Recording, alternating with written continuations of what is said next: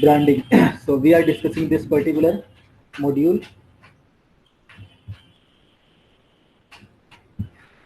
So we have discussed brand and role and choosing a brand name. Happy What New are, Year, sir. same to you, same to you. Brand equity, we were discussing it, and we have also discussed advantages of brand equity. Then we were discussing building brand equity. So what are the steps that we must keep in mind while going for building brand equity or strong brands? So we have discussed these three basic key drivers of brand equity. That is, the first is that the initial choices for the brand elements or identities making up the brand. That is the how we are going to decide our brand name, what will be its URL, logos, symbols, and taglines, etc. Then product and services that we will sell under this particular brand name, and also accompanying other marketing activities. So what will be the marketing activities that will be needed for this particular brand? And third, the other associations, that is how we can link this particular brand with a person, place, or thing. That likewise I gave you example of Amazon, and I give you example of like, let's take example of some like Rajdhani Besan. So how we can link a particular brand with a person, place, or thing, so that we can make that brand attractive to customers. Then we discussed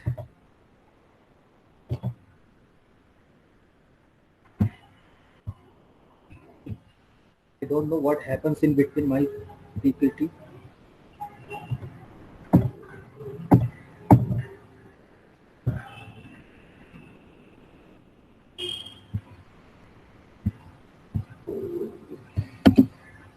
Okay.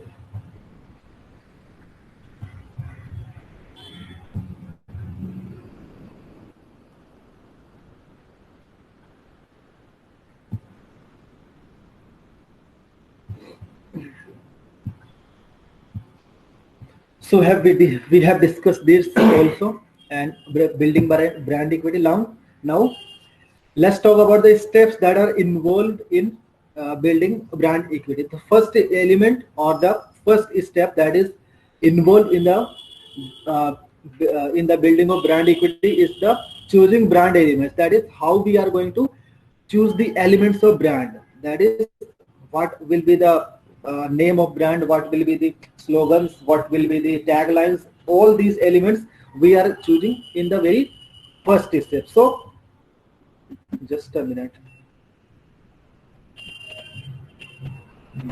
When people join in between, it creates a lots of discussions. Anyway, I hope now no one tries to join in between. So choosing brand elements. Okay. So brand elements, what are the brand elements? Are the devices which can be trademarked, that identify and differentiate the brand. So basically these are the devices, or these are the things which can be trademarked. That is, we can have some copyright on them. We can get it copyrighted, or we can get it trademarked, or we can give that trademark our brand name. And also these elements help us to differentiate our brand with those of our competitors. Most strong brands employ multiple brand elements. So how they employ brand elements? So what are the those brand elements that one should keep in mind? So like example is given of Nike. That is, it has the distinctive source logo, the empowering just do it, the tagline of Nike, or the slogan of Nike, just do it, and the Nike name from the Greek goddess of victory.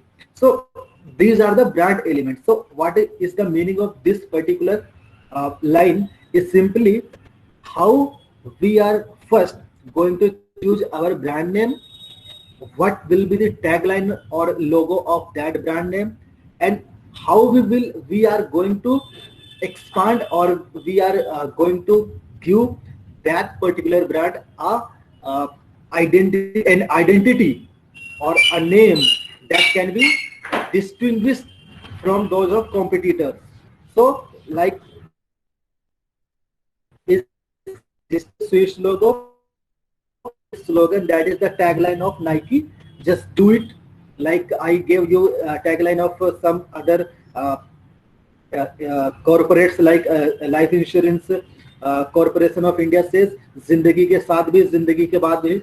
Indian Railways says ग्राहकों की सेवा में मुस्कान के साथ, serving people with a smile. Punjab national bank says a bank you can bank upon, भरोसे का bank जो कहता है पंजाब नेशनल बैंक. आईसीआईसी कहता है ख्याल आपका. तो इस तरीके की जो टैग लाइन है, जो स्लोगन है, वो सारे हमारे एलिमेंट्स हैं किसके, ब्रांड एलिमेंट्स. तो पहला हमारा क्राइटेरिया हम यही करें कि हम ब्रांड एलिमेंट को चूज कर रहे हैं.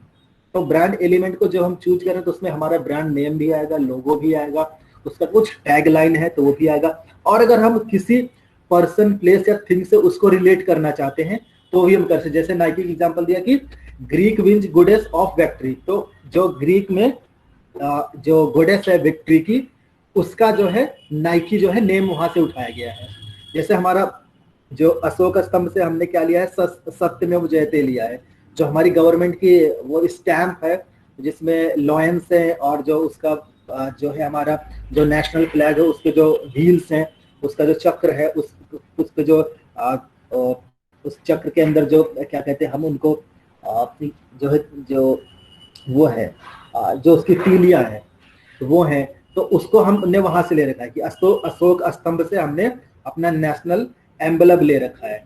तो उसी तरीके से ये ले रहा है. तो जो हमारा सत्यमेव जयते है, तो वो जो हमारा वो पुराण है उसमें जो है उसका मैं नाम भूल रहा हूँ, जो संस्कृत का कोई पुराण है वहां से उठाया गया सत्यमेव जयते, जिसका मतलब होता है कि सत्य की हमेशा विजय हो, ट्रुथ ऑलवेज विंस. तो ये जो हमारे टैग जो मतलब कि टैग लाइन होती है, तो उसी तरीके से हमारा ब्रांड की भी टैग लाइन होती है. जैसे नाइकी के किसने एग्जांपल दिया कि ग्रीक जो में कोई गोडेस ऑफ विक्ट्री है जो ग्रीक की, वहां से उसका नेम लिया गया है. तो इसी तरीके से जैसे स्विफ्ट है कार, मारुति जो स्विफ्ट कार बनाती है, तो स्विफ्ट का मतलब एक बर्ड होता है जो बहुत स्पीड से जो है ट्रेवल करती है, तो वहां से ले रखा है. पैशन है हीरो की. तो इस तरीके से कहने का मतलब है कि हम पहले स्टेप में क्या करें कि हम ब्रांड नेम को चूज करें. तो we are selecting various elements of brand. So that में ऑल्सो इंक्लूड नेम, दैट में include logo, that may include some tagline, some slogan, or that may also include a person or thing or a place. So we are just deciding our brand. Marketers should choose brand elements to build as much brand equity as possible. So from those brand elements they are going to build a strong brand equity, strong brands as much as possible. The test is what consumers would think or feel about the product if the brand element were all they knew. So what consumers have opinion, what they are think, what they do think about my brand will also be a factor while I am going to choose brand elements. Suppose I have chosen something that consumers all are already aware of. So they will have opinion, or they think that this particular brand has no distinction, or this particular brand is having no something new. There is not anything new that this particular brand can provide to me.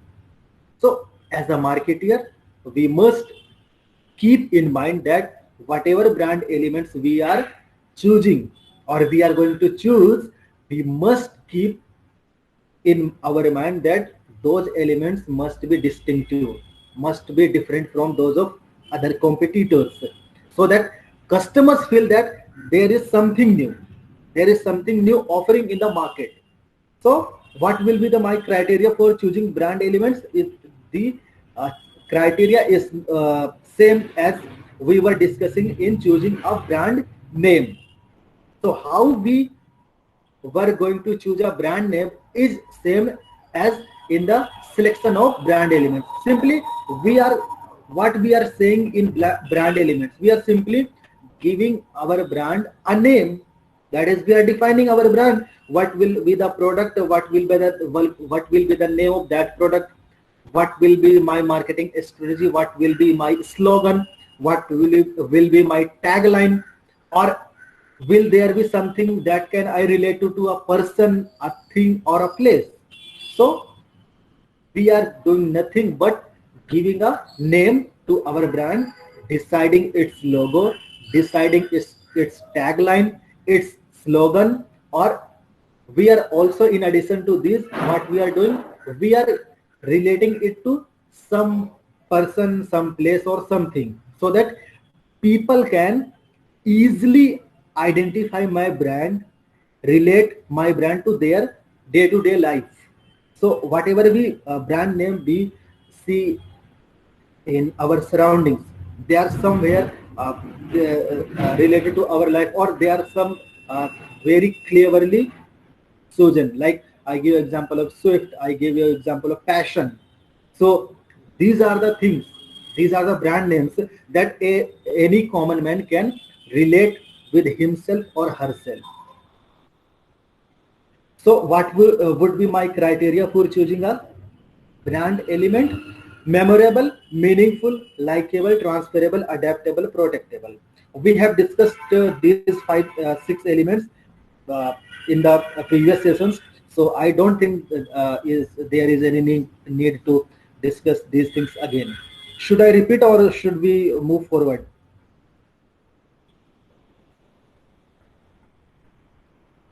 बताओ, क्या हम लोग इसको discuss करें, आगे बढ़ें?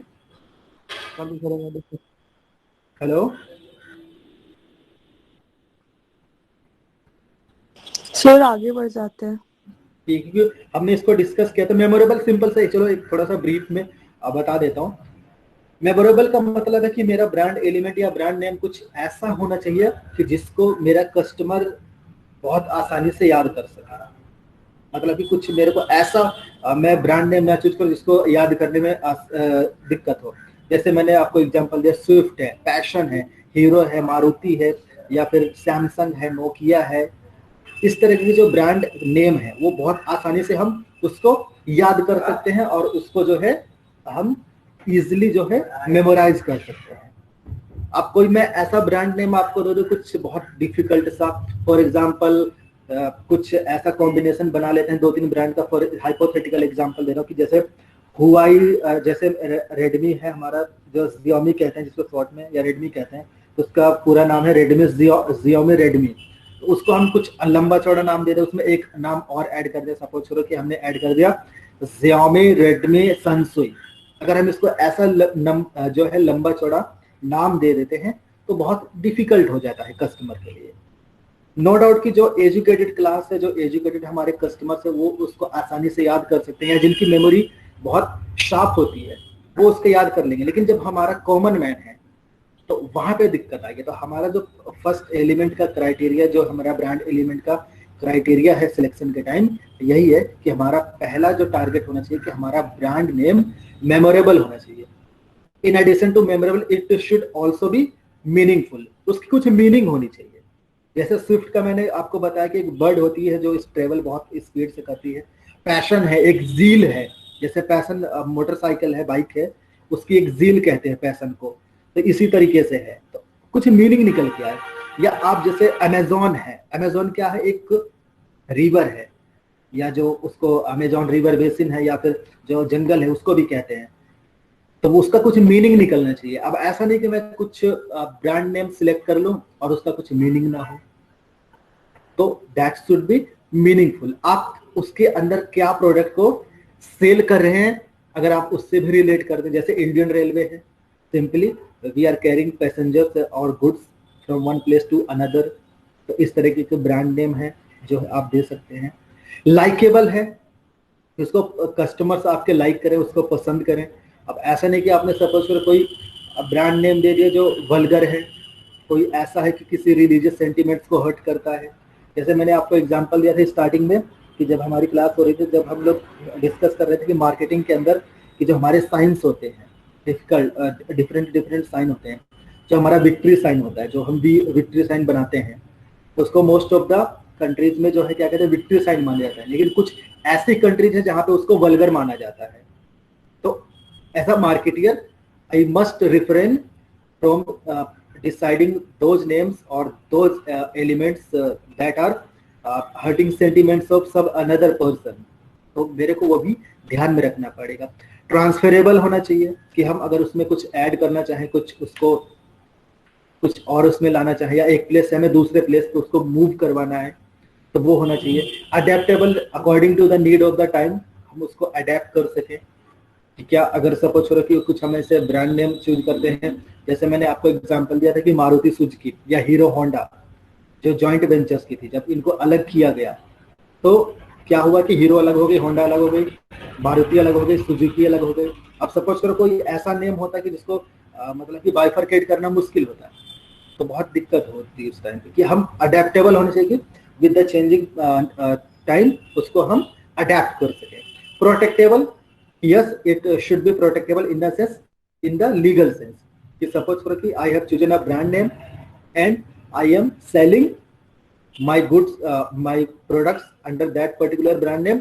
Suppose there is someone who copies my brand name and sells some spurious or his products under my brand name.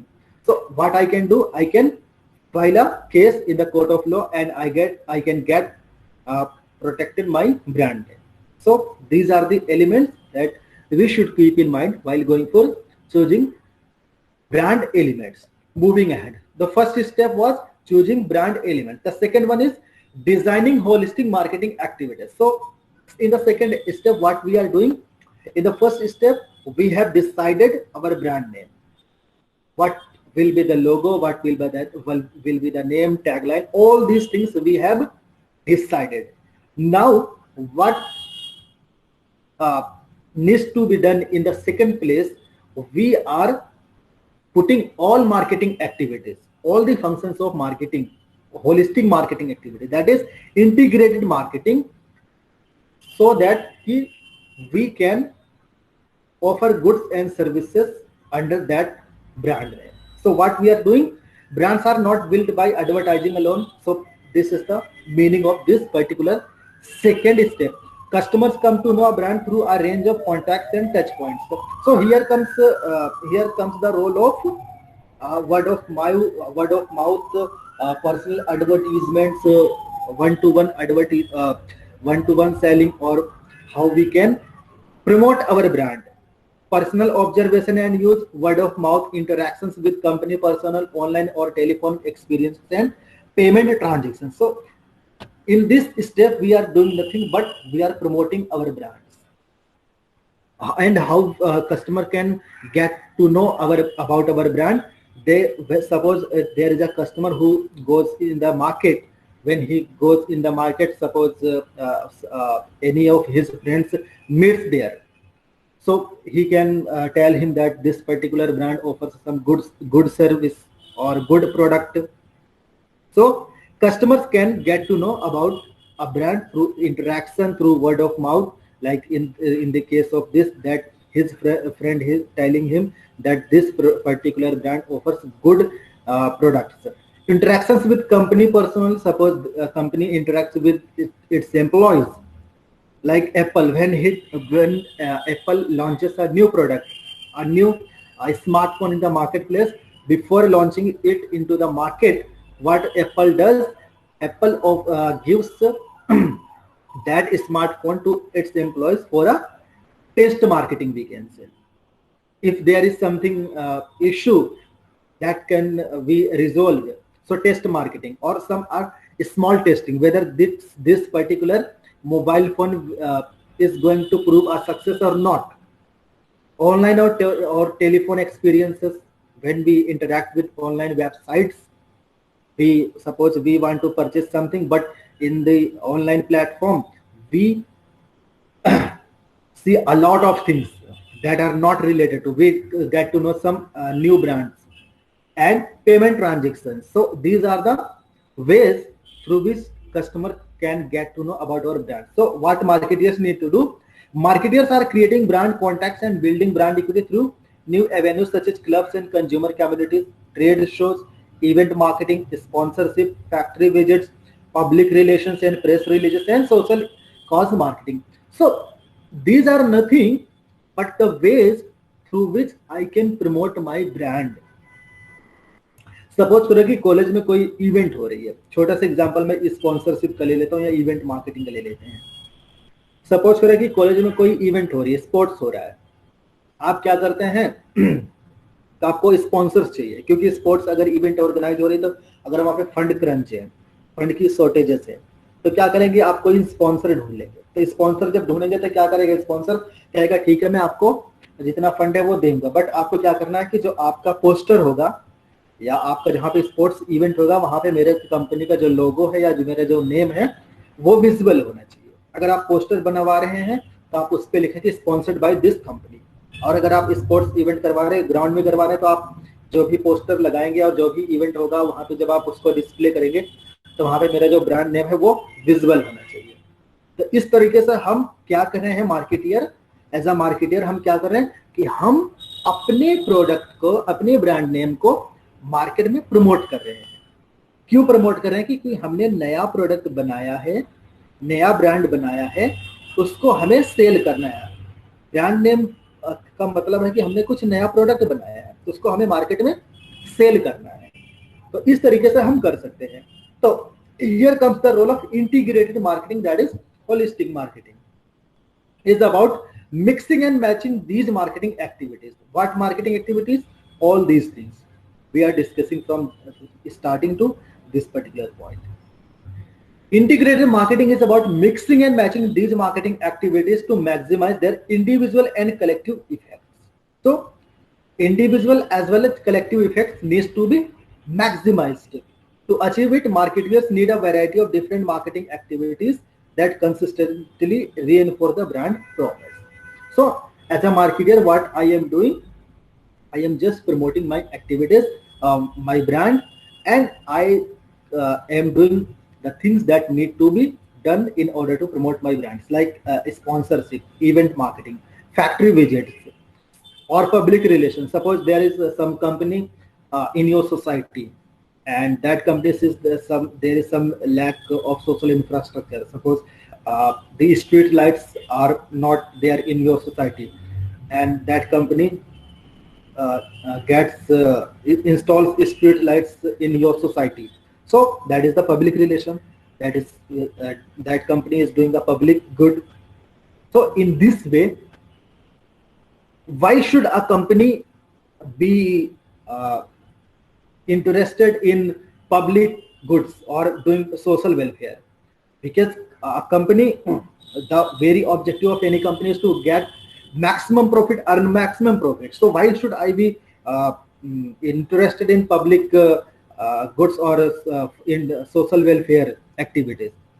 Because as we all know that a company collects inputs from society and gives its output to society. So ultimate resource and consumer of our goods are nothing but the society, because ultimately we are going to sell those goods and services to the society. So as a marketer, as a company, we must do something for society. So in the second step, what we did, we were just promoting our brand from various perspectives, various activities we can think of promoting our brand. So we were just promoting our brand. In the first step, what we did, we choose our brand element, that we decided our brand name, logo, slogan, etc. And in the second step, we are promoting our brand. How we can promote? So these are some of the methods through which we can promote our brand. And the objective of promotion of our brand is that people get to know about my brand and they purchase my products. Third step, leveraging secondary association. So as far as the promotion or as far as the building of brand equity is concerned, in the third stage or with these three steps, this is done. There is no step left. But for the greater understanding, we also go for some additional steps. So what in the third place we are doing? We are doing nothing, but we are leveraging second association. What does that mean? कि हम क्या करें? We are taking advantages of our associations, our relations that we have with other companies, other consumer societies, with our suppliers, with our intermediaries, with our financiers, or the public in general. So we are just taking benefit of our associations. So like in geographical location, from people, from company employees, from our customers, we have a large set of associations, and through those associations we are just borrowing our brand or just getting something advantage that is related to our brand. So let's discuss this and we will get more clarity. So third and the final way to build brand equity is in effect to borrow it. That is, create brand equity by linking the brand to other information in memory that conveys meanings to consumers. So what I am doing कि मैं क्या कर रहा हूँ कि बस मैं उस चीज को, उस ब्रांड को अदर इंफॉर्मेशन में कलेक्ट कर रहा हूँ, अदर इंफॉर्मेशन में कन्वर्ट कर रहा हूँ कि कंज्यूमर की मेमोरी में उसको मैं फीड करने की कोशिश कर रहा हूँ, so that brand name conveys some meaning to consumers. So this secondary brand association can link the brand to sources such as the company itself through branding strategies, to countries or other geographical regions, and to channels of distribution, as well as to other brands as spokespeople, spokesperson, sporting or cultural events, or some other third-party sources. So this is the advanced stage of second stage. In the second stage, what we were doing? We were promoting our brand. Now, with promotion, we are also going a step from promotion. तो यहाँ पे हम क्या करेंगे? Simply हमारे जो associations हैं, हम कोशिश करें कि हम अपने ब्रांड नेम को उस एसोसिएशन को सेल कर सके. सेल करने का मतलब है कि हम अपने प्रोडक्ट को सेल कर सकें. तो यहाँ पे हमारा पर्पज ये है थर्ड वाले में कि हमने सेकंड में क्या किया कि अपने ब्रांड को हम जितना प्रमोट कर सकते थे, अपने ब्रांड इक्विटी को हम जितना प्रमोट कर सकते थे उतना प्रमोट किया. अब इसमें हम क्या करेंगे? उसको और हम ये देखने की कोशिश कर रहे हैं कि बाकी लोग हमारे ब्रांड के बारे में क्या सोचते हैं. तो उसको हम डिफरेंट तरीके से अपने ब्रांड को और उसको सेल करने की, अपने प्रोडक्ट को सेल करने की कोशिश कर रहे हैं. तो उसको हम सोर्सेस से लिंक कर रहे हैं कि हम किसी ना किसी तरीके से उसको हम लिंक कर सकें. उसको हम जैसे कहते हैं ना, by one get one free, उस तरीके से हम उसको लिंक कर दें कि किसी एक के साथ हमने दूसरा फ्री दे दिया, या हम कुछ रिबेट दे दें, कुछ डिस्काउंट दे दें. जैसे यहाँ पे स्पॉन्सरशिप का बात आई कि हमने स्पॉन्सरशिप कर रहे हैं किसी कल्चरल या स्पोर्टिंग इवेंट को हमने स्पॉन्सर कर दिया, या हम लाइसेंसिंग वगैरह जो फ्रेंचाइजिंग है उसको थ्रू हम कर सकें. तो इस तरीके से हम फाइनली अपने ब्रांड नेम को, अपने ब्रांड इक्विटी को हम फाइनली मार्केट में लॉन्च कर रहे हैं. तो that is the crux of third stage. अब उसके बाद हम क्या कर रहे हैं? अब यहाँ पे थोड़ा बहुत ही फोर्थ एंड फिफ्थ स्टेज, वैसे तो हमारा जो यहाँ थर्ड स्टेज था यहीं तक बात खत्म हो जाती है कि हमने क्या किया कि अब हमारे जितने भी सेकेंडरी रिलेशन है, एसोसिएशन है.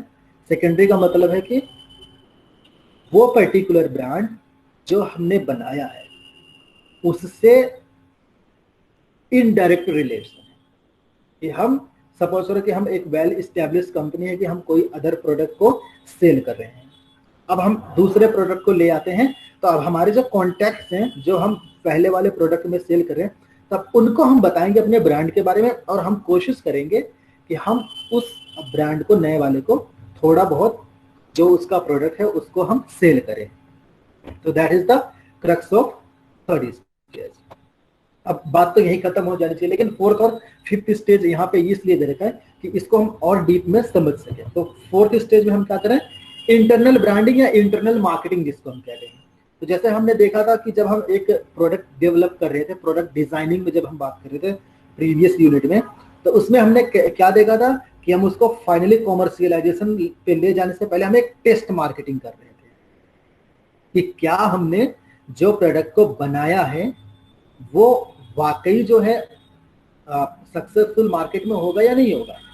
तो internal branding consist of activities and processes that help inform and inspire employees about brands. So we are making our employees aware about that particular brand.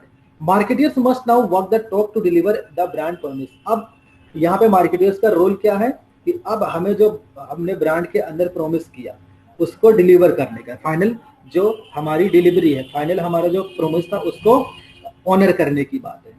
They must adopt an internal perspective to be sure about employees and marketing partners appreciate and understand basic branding notions and how they can help or hurt brand equity.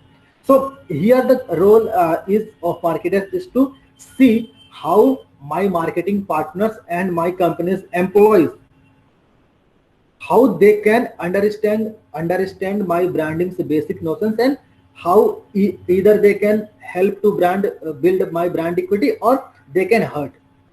Suppose there is some new brand कि हमने क्या किया कि company में कोई नया product हम लेकर आए, सारे एम्प्लॉयज को उसके बारे में हम बता रहे हैं इस एडवांस स्टेज में। अब सपोज करो कि सारे एम्प्लॉयज उसको जो है समझ जाते हैं और उसके बारे में एक पॉजिटिव फीडबैक देते हैं, तो वो हमने जो प्रोडक्ट को बनाया वो हमारे मार्केट में क्या कहते हैं इजीली सेल हो सकेगा, और अगर सब पॉजिटिव फीडबैक मिलेगा तो हमें एक मोरल मिलेगा। अब सपोज करो कि उसी में क्या होता है कि कोई ऐसा एम्प्लॉय होता है कि वो नेगेटिव फीडबैक देता है और क्या करता है कि अब चलो नेगेटिव फीडबैक को छोड़ देते हैं, वो करता क्या है कि मार्केट में जो है इंफॉर्मेशन लीक कर देता है सम अदर कंपनी को कि आप कोई नया प्रोडक्ट को लॉन्च करने जा रहे थे, आप कोई नया ब्रांड को बिल्ड करने जा रहे थे, आपके ही इंटरनल एम्प्लॉयज ने या मार्केटिंग पार्टनर से इंफॉर्मेशन लीक कर दी मार्केट में टू योर कंपेटिटर्स कि ये कंपनी ये नए प्रोडक्ट को बनाने जा रही है। तो क्या हुआ कि आपका जो ब्रांड इक्विटी है वो हेल्प होने की जगह बनने की जगह बिगड़ गई। तो दैट एम्प्लॉय और that marketing partner is hurting your brand equity. So you must be very careful while going for internal branding. Some important principle for internal branding. So what are the principle or what are the criteria that we should keep in mind? Choose the right moment. You must choose right moment, right time. You suppose चलो कि हमने क्या किया कि उसको हम अभी product development की स्टेज में ही है और उसी टाइम हमने अपने एम्प्लॉयज को बता दिया, तो बहुत नुकसान हो सकता है हमारा। अब सपोज करो कि हमने उसको प्रोडक्ट पूरा तरह से डेवलप कर लिया, बस टेस्ट मार्केटिंग हमें करनी है। अब टेस्ट मार्केटिंग में अगर इन्फॉर्मेशन लीक भी हो जाए तब भी कोई दिक्कत नहीं है, क्योंकि हमारा जो प्रोडक्ट डेवलपमेंट का स्टेप था वो तो पूरा हो चुका है कि हमने प्रोडक्ट को अपना फाइनली बना लिया है। बस अब हम क्या करें, उसको हम टेस्ट कर रहे हैं। अब टेस्ट करने का मतलब कि ऑलमोस्ट हम मार्केट में लॉन्च करने वाले हैं। तो अब हमने प्रोडक्ट तो बना लिया, तो हमारे प्रोडक्ट सीक्रेट कुछ है नहीं, बस उसको हमें लॉन्च करना है। अब हमें ये देखना है कि क्या हमारे जो कस्टमर्स है उस प्रोडक्ट को जो है लाइक करेंगे, उसको परचेज करेंगे या नहीं करेंगे। अगर आपका कंपटीटर उसके कंपटीशन में कोई नया प्रोडक्ट निकालता है तब भी आपको कोई फर्क नहीं पड़ता, because you have already launched that product, just you are testing your product in the market. So choose the right moment. So you must be very careful about right timing. So you should go for internal branding at the right time. Second, link internal and external marketing. So internal marketing, that is internal branding and external marketing. So what are your marketing activities in general and internal branding? You should always try to strike a balance between them. You should always try to get cooperation from internal as well as external marketing, so that you can easily launch your product at the right time. And the third, bring the brand alive for employees. So in this particular step, what we are doing, we are simply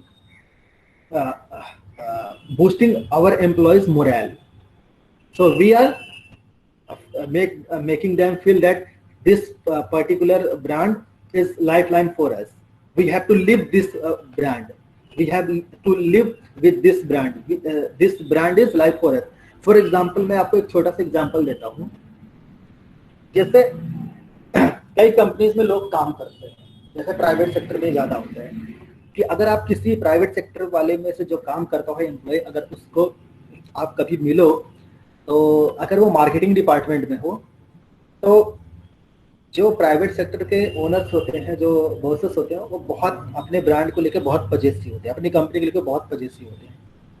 उनको किसी और दूसरी company के बारे में सुनना अच्छा नहीं लगता. कई लोग आपको ऐसे मिल जाएंगे जो कहेंगे कि यार बस मेरे की एक कंपनी पॉलिसीज है, मेरे को यही कंपनी के प्रोडक्ट को परचेज करना है, यही मेरे को बस इसको किसी भी तरीके से मार्केट में प्रमोट करना है. तो they are simply leaving those brands. अब कई बार होता क्या है कि जैसे एग्जांपल अगर आपको दूं, ड्रेस कोड तो नॉर्मल हो गया. हाँ, ड्रेस कोड में फॉर्मल होते हैं, उसमें कंपनी का लोगो वगैरह नहीं होता. कई कंपनी होती है कि उनका अलग ही ड्रेस जो है कोड होता है, तो वो अपनी कंपनी को बताया, उस पर नेम होगा, हर चीज होगा. तो ये तरीके के होती है. तो यहाँ पे तो थर्ड स्टेज में हम क्या कर रहे हैं कि हम अपने एम्प्लॉयज को ये फील करवा रहे हैं कि हमारा जो ब्रांड है वही जो है क्या कहते हैं उसको अलाइव रखना है एम्प्लॉयज के अंदर. कि एम्प्लॉयज को ऐसा फील होना चाहिए कि the brand with which they are associated with is something that they can be proud of. कि उसको उन लोगों को जिससे प्राउड फील हो सके. अब सपोज करो कि कोई ऐसा बंदा है जिसको किसी कंपनी में काम कर रहा है, और अगर वो उस कंपनी की पॉलिसीज को लेके या उस कंपनीज के प्रोडक्ट्स को लेके अगर वो खुद ही नेगेटिव है, तो दूसरे उसके जो कस्टमर्स है तो उनको वो क्या बताएगा. अब जैसे मैं आपको एग्जांपल दूं लाइफ इंश्योरेंस पॉलिसीज का. इंश्योरेंस पॉलिसीज में क्या होता है कि इंश्योरेंस पॉलिसीज इंडिया में बहुत कम पॉपुलर है और लोग उसको परचेज नहीं करना चाहते. अब तो अगर हम पिछले 5 से 10 साल का टाइम छोड़ दें, तो पिछले 5 से 10 साल में ही ये इंश्योरेंस का बिजनेस जो है वो इंडिया में ग्रो हुआ है. उससे पहले कोई इंश्योरेंस लेता ही नहीं था. अगर किसी को परचेज करना भी था तो एक ही नाम चलता था, life insurance corporation of India. ठीक है, वो गवर्नमेंट की है और हमारी थिंकिंग है कि अगर कोई कंपनी गवर्नमेंट की है, अगर वो डूबती है तो हमारा जो पैसा है, इन्वेस्टमेंट है, वो सेफ है. प्राइवेट में कुछ पता नहीं है. विजय माल्या भाग गए, नीरव मोदी भाग गए, और आपका भी लेटेस्ट में पीएमसी बैंक डूब गया. तो इस तरीके की जो होती है. सर जी बोलो. सर ये जो भागते हैं पकड़ में क्यों नहीं आते भाई? जब अब क्या बताऊं, मतलब पकड़ने, देखो इसमें क्या होता है कि जब हम बिजनेस लार्ज स्केल पे करते हैं, वैसे ऑफ द रिकॉर्ड कह रहा हूं मैं, उसमें क्या होता है कि जब अगर हम बैंक से, अगर एक छोटा सा एग्जांपल देता हूं, बाकी आपको पूरा समझ में आ जाएगा. जब हम एक नॉर्मल आदमी है, जब बैंक से लोन लेने जाता है तो बहुत सारी हमें कागजी कार्रवाई पूरी करनी पड़ती है. सपोज को अगर आपका करेंट अकाउंट है, तो करेंट अकाउंट में आपको बहुत सारे बेनिफिट्स मिलते हैं आपको बेनिफिट्स. तो वैसे क्या होता है कि जब बैंक में हम कई ट्रांजेक्शन करते रहते हैं और हमारा बिजनेस बढ़ता जाता है, तो जो पर्सनल गारंटी होती है ना, वो काम करने लगती है.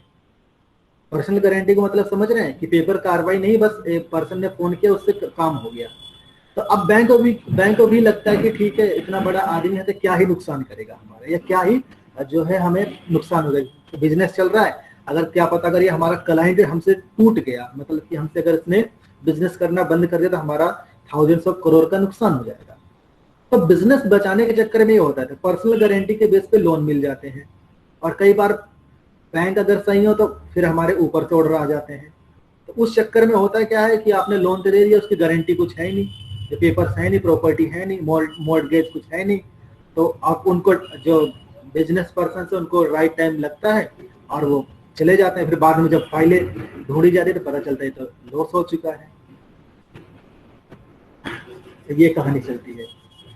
अगर आपको जो है एक हमारा एक पेपर होता है कॉर्पोरेट गवर्नेंस का, corporate governance and business ethics. Basically corporate governance का पेपर है, बिजनेस एथिक्स तो अलग चीज है. जब आपको कॉर्पोरेट गवर्नेंस पढ़ाया जाएगा तो आपको इसमें बताया जाएगा कि हम किसी कॉर्पोरेट को गवर्न कैसे करते हैं, उसमें जो स्कैम्स जो हुए हैं इंडिया में as well as out of India, जो स्कैम्स हुए हैं, तो उसमें क्या क्या मतलब कि लैप्सेस थे, तो उसमें हम लैप्सेस को आइडेंटिफाई करके हमने नया रूल बनाया। टाइम बीता, फिर नया स्कैम हुआ, वहां पे अलग से लैप्सेस हमें पता लगता है। तो जो लॉ की लूप होल्स है उसका फायदा उठाते हैं। अब सर जैसे सर मैं, हाँ बोलो। सर जो हर्षद मेहता वाला स्कैम था, हाँ, तो सर वो स्कैम था या कुछ और था? उसमें बहुत सारी कंट्रोवर्सी है। जो मतलब कि ऐसा माना जाता है कि हर्षद मेहता सिर्फ एक स्केप गोट बनाया गया, उसको बलि का बकरा बनाया गया, बाकी जो बिग प्लेयर्स थे वो कभी हाथ में आए नहीं। जो बिग प्लेयर्स थे वो कभी हाथ में आए नहीं। अब होता क्या है कि देखो, जब स्कैम होता है वाइड स्केल पे होता है, तो उसमें गवर्नमेंट के भी इन्वॉल्व होते हैं। मतलब गवर्नमेंट के इन्वॉल्व होने का मतलब है कि अब सपोज तो कोई पॉलिटिशियन है, उसका बिजनेस चल रहा है, तो उसका भी इन्वॉल्वमेंट होता है कि everybody wants to expand his business and earn more and more profit. तो उसमें क्या होता है, जो कानून के लूप होल्स होते हैं उनका फायदा उठाया जाता है। अब गवर्नमेंट का कोई अगर पॉलिटिशियन है तो उसको पता है कि जब मैं पब्लिक को उसके सामने झूठ पे झूठ बोल के उसको सच साबित कर सकता हूँ, तो फिर तो ये तो मेरे लिए छोटी बात है। तो हर्षद मेहता वाला जो स्कैम था वो तो एक स्केप गोट बनाया गया था। तो हर्षद मेहता का जो स्कैम है, जो स्टॉक मार्केट का हुआ था, तो इसमें तो जो रियल कल्पिटेटर्स थे, कल्पिट्स थे, वो कभी सामने ही नहीं आए। क्यों? क्योंकि अब होता क्या है, देखो, अगर आप कोई स्कैम की अगर आप स्टोरी देखो, या कोई भी एक हिंदी पिक्चर की हम बात करते हैं जहां पे स्कैम होता है, तो कंपनी में जब स्कैम होता है तो सबसे पहले क्या करते हैं, स्कैम की बात छोड़ दो, हम सिंपल आ जाते हैं इनकम टैक्स इविजन पे। जब टैक्स इविजन की बात आती है, जब छानबीन करते हैं हमारे जो पिक्चर्स में ऑफिसर्स, तो उनको पता लगता है भाई ये जो कंपनी है ये किसी और के नाम पे रजिस्टर्ड है। कंपनी किसी और के नाम पे रजिस्टर्ड है, तो अब जिसके नाम पे रजिस्टर्ड है वो तो फंस गया। अब उसको क्या पता एम्प्लॉय ओके कितना। ओके ओके ओके, ठीक है सर, ठीक है। तो इस तरीके से होता है। तो ये स्कैम्स की भी दुनिया बहुत अजीब है। हर्षद मेहता के स्कैम है, एक रजत गुप्ता का स्कैम है। अभी यस सर, रजत यस सर, यस सर। रजत गुप्ता का 2 साल पहले वर्डिक आया था, वो तो क्लीन चिट उसको दे दी गई। ओरिजिनल जो रियल कल्प्रिट था वो कभी सामने नहीं आया। और आपको सत्तम का स्कैम मिलेगा। सत्तम के अंदर हुआ क्या था कि जो रामालिंगन राजू थे, जो उसके प्रमोटर थे, दो ब्रदर्स, वी रामालिंगन राजू और एक आर रामालिंगन राजू, तो दोनों ब्रदर्स थे। मतलब कि इतना उन्होंने क्या किया कि जो उसके प्रॉफिट को इन्फ्लेटेड करके दिखा रहे थे। और एक टाइम ऐसा आया कि बी रामालिंगन राजू को वो बात जो है खुद कन्फेस करनी पड़ी।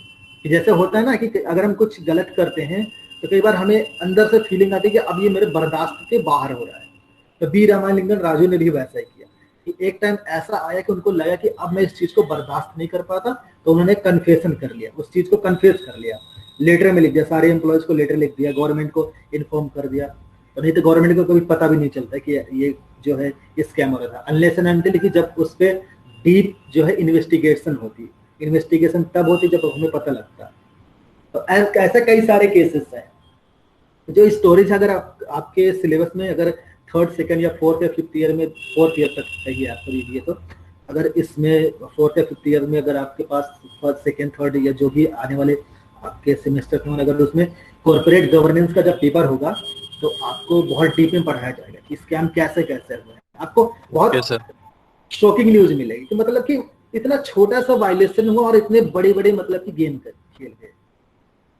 तो यही कहने का मतलब है कि अब जैसे यहाँ पे आपका ये है कि ये हम जो बात करें इंटरनल ब्रांडिंग की, कि हमने बात करी कि अगर हमारे एम्प्लॉय ने जो है इंफॉर्मेशन लीक कर दी, तो आप इंफॉर्मेशन लीक से आप अगर आपने कॉन्सेप्ट पढ़ा हो, तो एक होता है इनसाइडर ट्रेडिंग। किसी को पता है इनसाइडर ट्रेडिंग क्या होता है? आपने 11th 12th में पढ़ा होगा इनसाइडर ट्रेडिंग, नहीं पता? चलो मैं एक्सप्लेन करता हूँ इनसाइडर ट्रेडिंग का मतलब क्या होता है। इनसाइडर ट्रेडिंग का मतलब होता है कि कंपनी का कोई इंटरनल एम्प्लॉय कोई सेंसिटिव इंफॉर्मेशन लीक कर दे। एग्जांपल के तौर पे हम समझते हैं, मान लेते हैं कि आपकी कंपनी है। सर हर एक कंपनी में इनसाइडर एक रहता है जो कि स्टॉक मार्केट के बुकीज को इंफॉर्मेशन देता है। ठीक है, हाँ बिल्कुल सही जा रहे हो। हाँ, तो उसका जो होता है मतलब कि रिलेशन ऐसा होता है कि उसको एक कॉन्फिडेंशियल कंपनी मतलब कि कॉन्फिडेंशियल मानती है कि ठीक है हम स्टॉक मार्केट में डील करेंगे तो हमारे जो ब्रोकर्स होते हैं उनके थ्रू ट्रेड होता है। लेकिन जब वही आदमी आपकी कंपनी की इंफॉर्मेशन मार्केट में किसी और थर्ड पर्सन को लीक कर दी। सपोज करो कि जैसे हम देखते हैं क्या होता है कि स्टॉक मार्केट में सपोज लगता है कि भाई इस कंपनी के मार्केट शेयर के प्राइसेस वो डाउन जाने वाले हैं, तो वो क्या करता है कि उस कंपनी के शेयर्स को सेल कर देता है। क्यों? क्योंकि that particular person has some hidden information और some insider information that other can't have. उसी तरीके से होता है। तो यहाँ पे यही भी कॉन्सेप्ट चल रहा है कि जब हम इंटरनल ब्रांडिंग कर रहे हैं तो we must be very careful about कि हमारा एम्प्लॉय मार्केट में जाके इंफॉर्मेशन लीक तो नहीं कर दे, या हमारे मार्केटिंग पार्टनर्स हैं, बिजनेस पार्टनर्स हैं, उसको हमारी इंफॉर्मेशन कैसे मैनिपुलेट कर सकते हैं। तो ये तरीके का होता है। And the last brand communities. तो यहाँ पे क्या है, ब्रांड कम्युनिटीज के जो हमारे डिफरेंट ऑर्गेनाइजेशन होते हैं, कंज्यूमर ऑर्गेनाइजेशन हैं, हमारे जो कस्टमर के जो कोई ग्रीवांस होते हैं उसके ऑर्गेनाइजेशन है, या कई लोग ऐसे होते हैं कि जो मतलब कि किसी ब्रांड को ही प्रमोट करते हैं। उनको पर्पज क्या होता है कि आप पैसा दो, आपका ब्रांड वो प्रमोट करवा देंगे। तो brand community is a specialised community of consumers and employees whose identification and activities focus around the brand। तो उनका फोकस ब्रांड पे, and a strong brand community results in a more loyal committed customer base। तो आपने जो brand community बनाई, अगर आपकी strong है तो वो आपके मोर लॉयल कमिटेड कस्टमर बेस में जो है वो टर्न होगी। एग्जांपल देता हूँ, आप जो है किराना स्टोर पे जाते हैं, सपोज करो आपको टूथपेस्ट खरीदना है आपको। अब आप एक ब्रांड परचेज कर रहे हैं और दुकानदार कहता है कि भाई साहब ये वाला टूथपेस्ट नहीं है, ये वाला ले लो, ये वाला बहुत बढ़िया है, ये वाला बहुत बढ़िया है। तो उसके फायदे आपको गिनाएगा कि सस्ता है, इसमें क्वालिटी अच्छी है और मार्केट में यही चल रहा है, बाकी लोग भी यही परचेज कर रहे हैं। तो यहाँ पे कहने का मतलब है हमारा कि जो हमारे ब्रांड कम्युनिटीज है, मतलब कि वो कोई भी हो सकता है, हमारे कंज्यूमर्स हो सकते हैं, हमारे एम्प्लॉयज हो सकते हैं, हमारे बिजनेस पार्टनर्स हो सकते हैं, या हमारे जो रिटेलर्स हैं वो भी हो सकते हैं। तो वो हमें अगर किसी कंपनी के प्रोडक्ट के बारे में कुछ अच्छा बोलते हैं तो हमें लगता है चलो ठीक है हम परचेज कर लेते हैं, और कई बार हम लोग जो है उस चीज को परचेज भी कर लेते हैं। Common day to day activities हैं, डे टू डे एक्टिविटीज के जो हमारे आप सामान लाते हैं किराना स्टोर से, आप जाते हैं उस कंपनी की नहीं आया, आटा, जैसे आप आटा की एग्जांपल ले लेते हैं, तो उसमें क्या है, सपोज करो आप किसी जो है पैकेट बंद आटा ले आते हैं, और कई बार होता है ऐसा कि भाई पैकेट बंद वाला जो आटा है नहीं तो आपको पैकेट और खुला आटा देता है, तो आप परचेज, क्योंकि आप दुकानदार से कन्विंस हो जाते हैं, या आप पैकेट बंद जो है लेकर आ रहे हैं किसी दूसरे ब्रांड का दे दिए, तो अभी आप कन्विंस हो जाते हैं, क्यों क्या है, आटा ही तो है। तो इस तरह की हमारी जो ब्रांड कम्युनिटीज है, तो हमारे ये जो ब्रांड कम्युनिटीज क्या करते हैं कि हमें एक लार्जर कस्टमर बेस जो है तैयार करके देते हैं, जो एक कमिटेड है, लॉयल है। And its activities and advocacy can substitute to some degree for activities the firm would otherwise, यहाँ पे बात आ रही है, the firms would otherwise have to engage in creating greater marketing effectiveness and efficiency. तो यहाँ पे कहने का मतलब है कि ये हमारी जो ब्रांड कम्युनिटीज हैं, हमारे जो रिटेलर्स हैं, कंज्यूमर्स हैं या एम्प्लॉयज हैं, वो उस काम को कर देती हैं जो हमें एज अ फर्म काम करना पड़ता, जिससे हमारी मार्केटिंग इफेक्टिवनेस और एफिशिएंसी बढ़ती। तो वहां पे अगर हमें इंगेज करना पड़ता तो फिर हमें मार्केटिंग एक्टिविटीज को एनहांस करना पड़ता, वहां पे पैसा खर्च करना पड़ता, एडवर्टाइजिंग करनी पड़ती, अपने प्रोडक्ट की प्रमोशन करनी पड़ती। तो दैट मे और may not be successful, but the brand communities are going to be a sure shot for us. तो यहाँ पे ब्रांड कम्युनिटी हमें एक लार्जर कस्टमर बेस जो है प्रोवाइड करें, जो लॉयल है और कमिटेड है। It can also help in product improvement और इनोवेशन। अगर कुछ हमें ऐसा मिलता है कि सपोज करो कि जो कस्टमर्स हैं वो कुछ नया पसंद कर रहे हैं, तो वहां पे हम अपने प्रोडक्ट के अंदर इंप्रूवमेंट कर सकते हैं और उसमें थोड़ा इनोवेशन कर सकते हैं। So these are the steps of building brand और बिल्डिंग ब्रांड इक्विटी और strong brand. So 5 stages, basically 3 stages, तो जिसमें हमारे 3 स्टेज तक की बात खत्म हो जाती है। तो पहला हमारा choosing brand elements, then second one designing holistic और integrated marketing activities, second one leveraging secondary association, third one internal branding, and the fifth one is brand communities. So these are the steps, and thank you for all, and